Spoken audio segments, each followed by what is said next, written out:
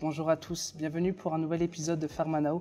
Aujourd'hui, nous avons l'immense plaisir de recevoir Monsieur Guillaume Esposito, qui après de nombreuses expériences professionnelles, notamment dans le Market Access, est aujourd'hui Country Manager au Blueprint Medicines. Bonjour Monsieur Guillaume Esposito. Bonjour Maxence. Merci de nous faire l'honneur de votre présence. Merci beaucoup. Est-ce que je peux juste te poser une question au départ avant qu'on commence? On est parti. Si tu peux éviter les monsieur et les vous, je pense que ce sera plus sympa pour l'échange. C'est parfait.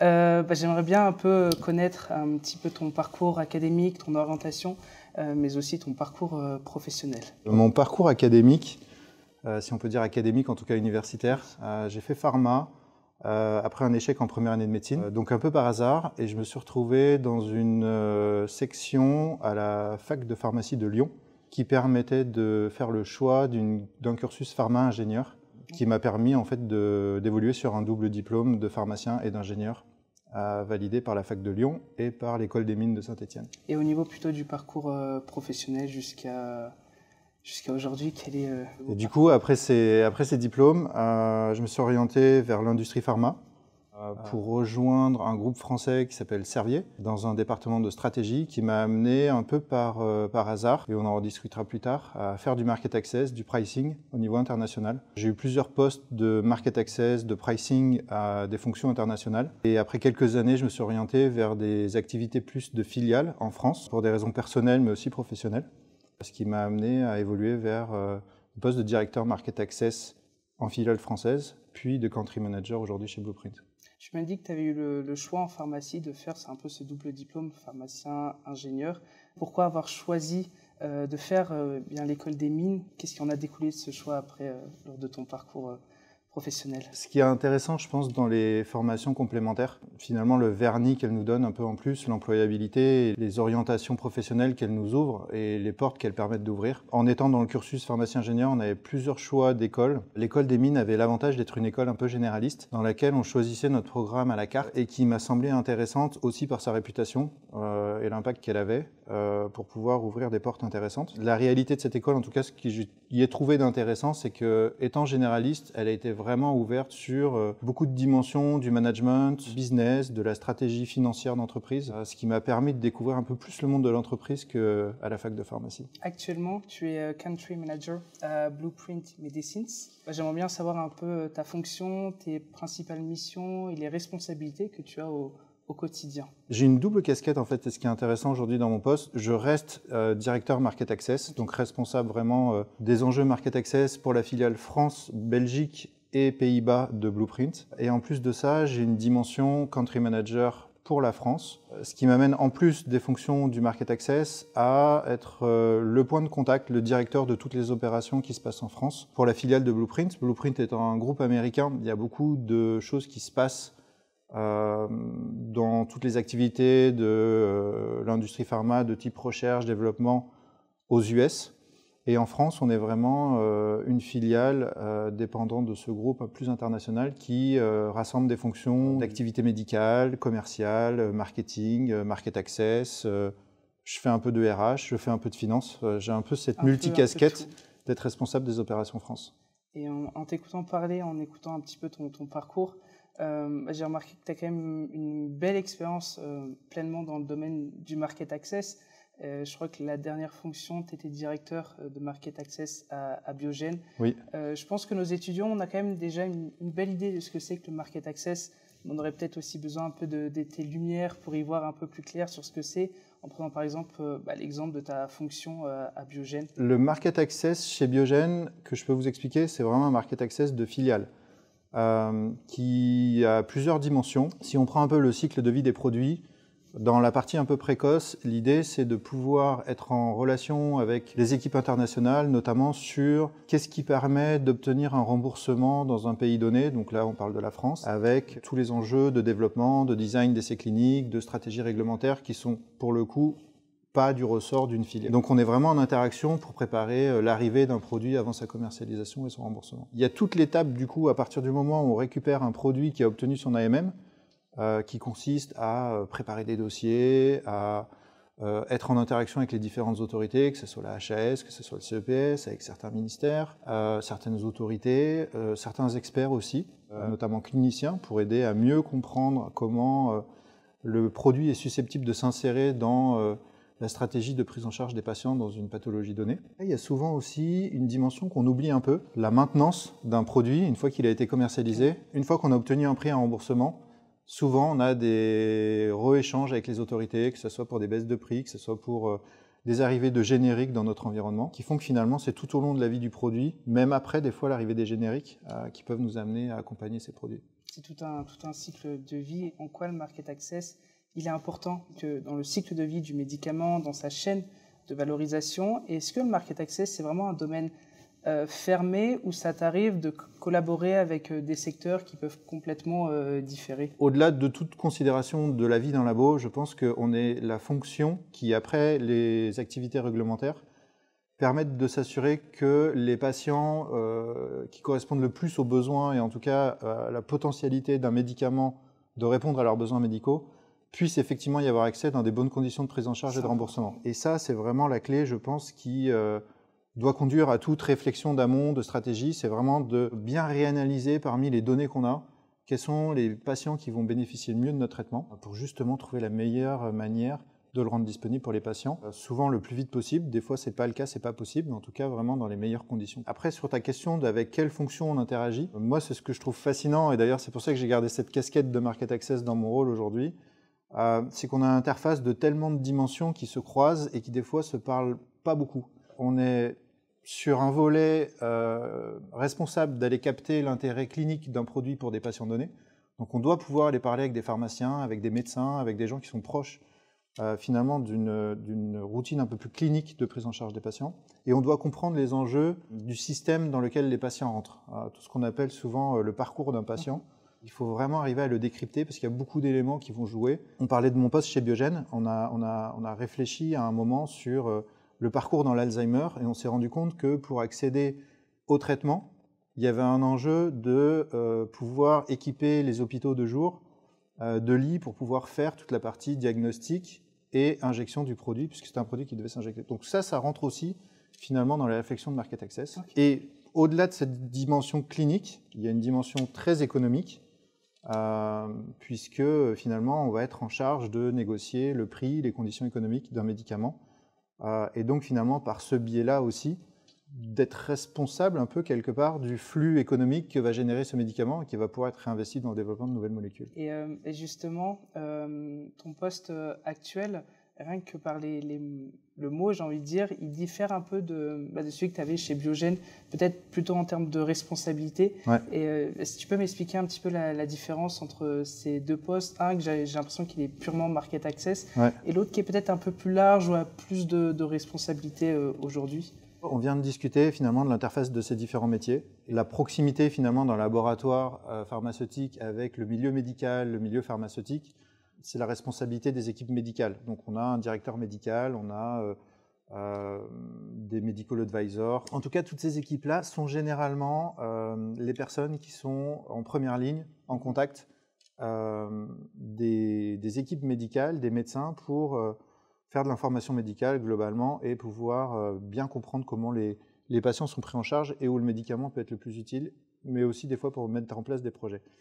Dans ce rôle que j'occupe aujourd'hui, finalement, si on reprend cette dimension-là du job, mon métier consiste à bien m'assurer que les fonctions Market Access travaillent de concert avec les équipes médicales, que tout ce que les équipes médicales rassemblent comme information, comme connexion, et comme lien finalement avec l'univers médical d'un hôpital ou éventuellement des fois de ce qui est fait dans une pratique un peu plus de ville, puisse être globalement bien partagé avec des équipes Market Access pour que quand elles vont devoir finalement réexpliquer l'intérêt de ce traitement et de sa place dans la stratégie thérapeutique, ça colle au mieux de la réalité de ce qui se passe en France. Et pardon, je t'interromps, mais il y a aussi tout le volet RH, recrutement, gestion des équipes. Dans la partie financière, chaque année, on fait des projections budgétaires de quels vont être les revenus de l'année prochaine, qu'est-ce qu'on est en capacité d'investir, quels vont être nos prix, toutes ces hypothèses-là. Donc ça, je ne le faisais pas avant, maintenant je le fais de manière très concrète. Je remplis des documents Excel que j'envoie aux équipes du Global qui compilent tout ça entre les différentes filiales. Il n'y a pas longtemps, comme Blueprint est encore un tout petit laboratoire, J'ai été en charge de m'occuper du déménagement, on a changé de bureau. Tu vois, c'est plus une question de job entre Market Access et Country Manager, mais là, c'est aussi quelque chose qui est intéressant pour vous à réfléchir en tant qu'étudiant. C'est la taille de la structure dans laquelle vous allez être. Ça peut paraître un peu anodin, mais de pouvoir avoir la main sur comment sont faites les choses très concrètement, moi, c'est ce qui me plaît beaucoup aujourd'hui dans un laboratoire de petite taille qui est Blueprint aujourd'hui. Je trouve qu'actuellement, de par notre formation, on a un très beau diplôme, qui est ce diplôme de pharmacien. Ouais. On a une formation riche, on nous apprend beaucoup de choses. Et justement, quels aspects de tes études en pharmacie t'as plus aidé dans ta carrière et jusqu'à aujourd'hui? Alors déjà, ça remonte à un peu d'années. Je me rappelle avec beaucoup d'amusement les cours de santé publique.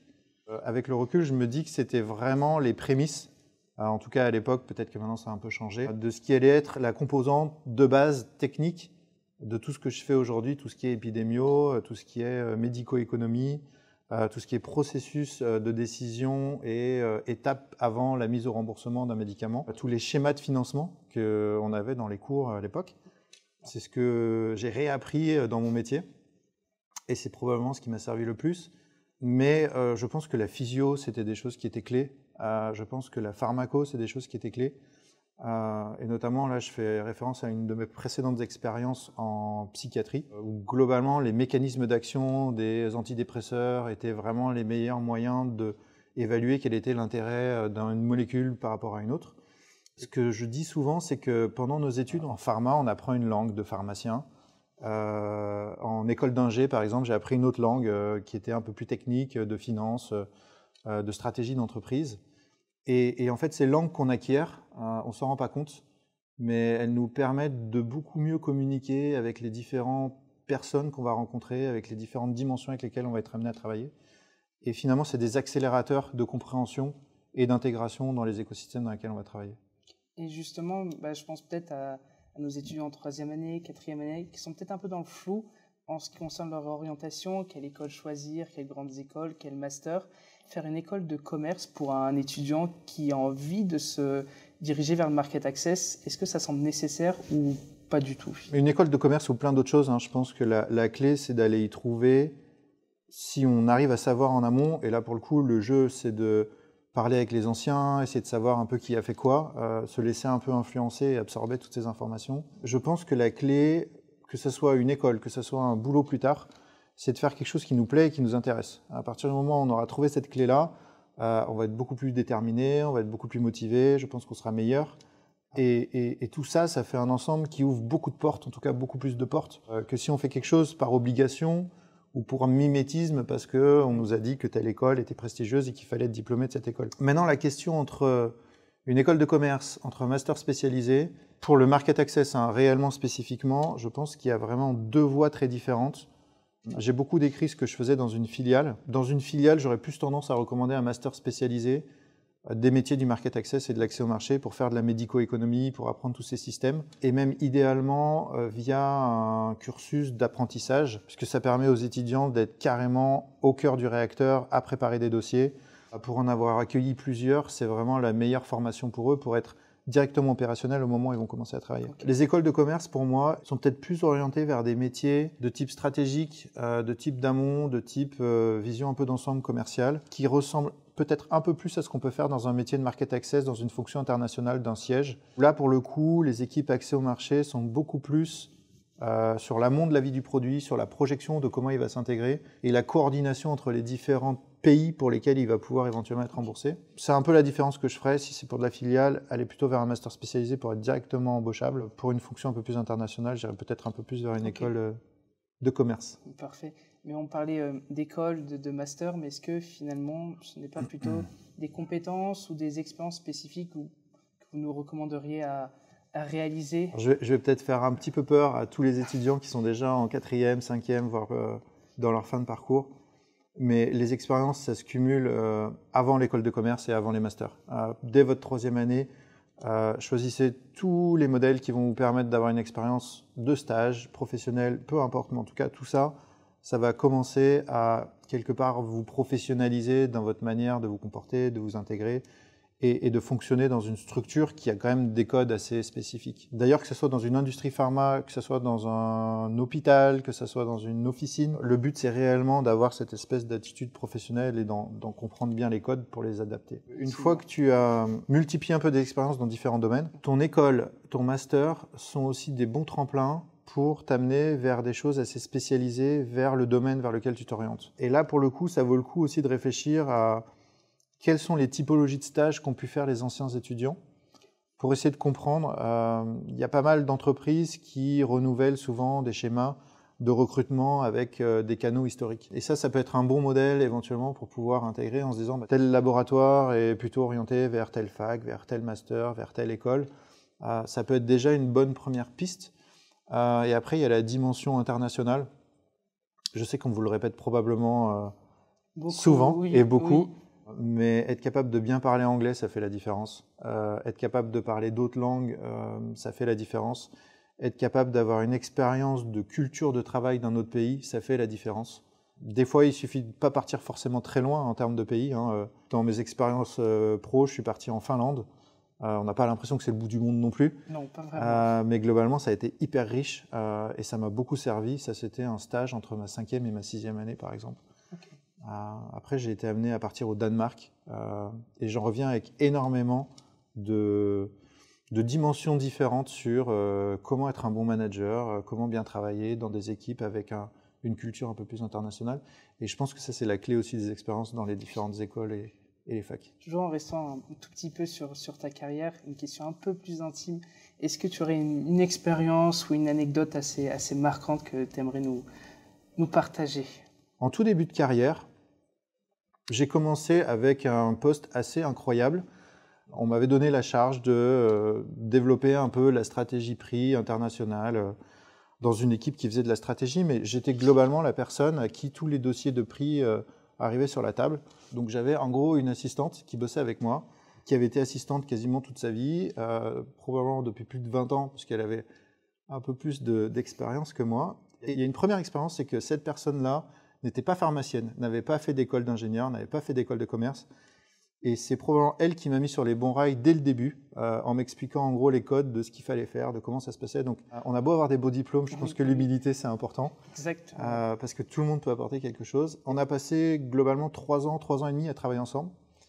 Et à la fin de notre relation professionnelle, une des expériences qui m'a le plus marqué et qui m'a aussi marqué pour après, c'est qu'on avait longtemps réfléchi à comment elle pourrait ne plus être une assistante de direction, mais devenir une experte technique. On avait proposé une évolution de son poste, donc une promotion quelque part pour elle, qui avait été validée. Et c'est ma première expérience en fait d'accompagner quelqu'un qui évolue dans sa carrière, qui change de poste pour atteindre un objectif qu'elle n'avait même pas imaginé elle-même avant qu'on en discute ensemble. Je ne veux pas survendre du tout l'expérience, mais vraiment, en tout cas, moi, ce qui m'a permis de prendre conscience qu'en tant que manager, même jeune, on a une forte influence sur la possibilité de certaines personnes d'évoluer, de se construire et de grandir finalement dans un job, dans d'autres jobs, des fois dans d'autres sociétés.